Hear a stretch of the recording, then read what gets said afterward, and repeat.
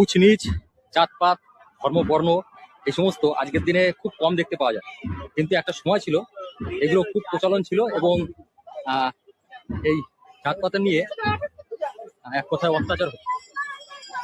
হ্যাঁ, তো ঊনবিংশ শতাব্দীর মাঝামাঝি সময় শ্রী শ্রী হরিচাঁদ ঠাকুর এর বিরুদ্ধে একটা কথায় সংঘর্ষ শুরু করেন।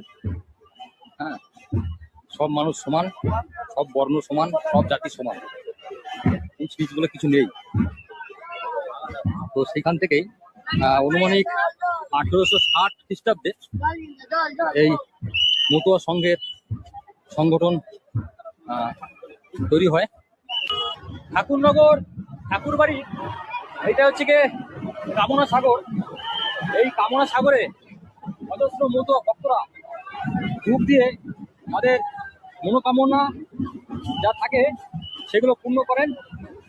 এবং দেখতে পাচ্ছেন ওটা হচ্ছে ঠাকুর বাড়ি, আর এই যে নিচে অজস্র মতুয়া ভক্তরা এই কামনা সাগরে স্নান করে তাদের মনোকামনা পূর্ণ করছেন। এবার আপনাদের মধ্যে অনেকেরই মনে এই প্রশ্ন জাগতে পারে, এটা তো একটা পুকুর, কামনা সাগর কেন বলা হচ্ছে? কারণ সাগর যেমন অফুরন্ত, ঠিক সেরকমই এই পুকুরে অফুরন্ত মতুয়া ভক্তদের মনোকামনা পূর্ণ হয়ে গিয়ে থাকে, যার কারণে এটাকে সাগর বলা হয়, কামনা সাগর। আমি যেটুকু জানি সেই তথ্য অনুসারে বললাম।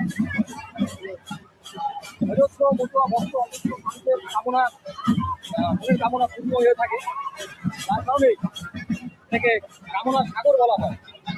এই কামনা সাগর কতটা জাগ্রত, কতটা আর কি গুরুত্বপূর্ণ, এটা আমি আপনাদেরকে জলের কালার দেখে দেখাতে পারি যে কত মানুষ, কত মতুয়া ভক্ত তাদের মনোকামনা পূর্ণ হবে সেই বিশ্বাসে এই জলে স্নান করছে।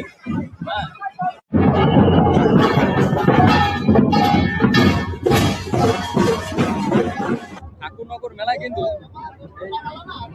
মতুয়া ভক্তদের জন্য অজস্র আলচার মালা রয়েছে। এইখান থেকে কিন্তু তারা আলচার মালা সংগ্রহ করেন এবং গলায় পরেন। এর আগের বছরে আমি এইটা নিয়েছিলাম এইখান থেকেই। ভারতবর্ষে যত মতুয়া ভক্ত আছে তাদের প্রত্যেকের গলায় কিন্তু এই আইচার মালা দেখতে পাওয়া যায়। এই যে আমার গলা একটা রয়েছে, ঠিক আছে?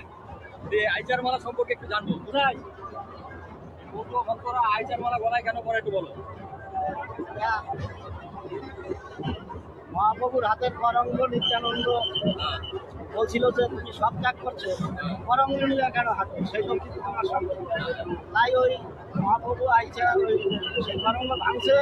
সেই করঙ্গ নিত্যানন্দ বলছে তোমার হাতে তুমি ভাঙলা, এটা কি হবে? বলছে কলির শেষে ভক্তের কণ্ঠের গলার কণ্ঠের হার হবে। তাই ওই আইসার মালা ভক্তের গলার হার।